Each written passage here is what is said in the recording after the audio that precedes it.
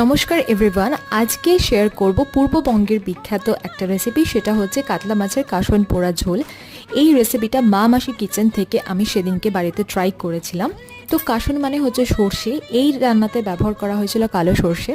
আমার কাছে কম ছিল কালো সর্ষে, তাই সাদা কালো মিশিয়ে একটু ভালো করে কাঠখোলায় ভেজে নিয়েছিলাম। তারপরে এটাকে হামাল দিস্তেতে গুঁড়ো করা উচিত, যেটা কাকিমা দেখিয়েছেন ভিডিওতে, বাট আমার কাছে শিলনোড়া ছিল তাই ভালো করে বেটে নিয়েছিলাম। তারপর মাছগুলোকে নুন হলুদ দিয়ে মাখিয়ে ভালো করে ভেজে নিতে হবে।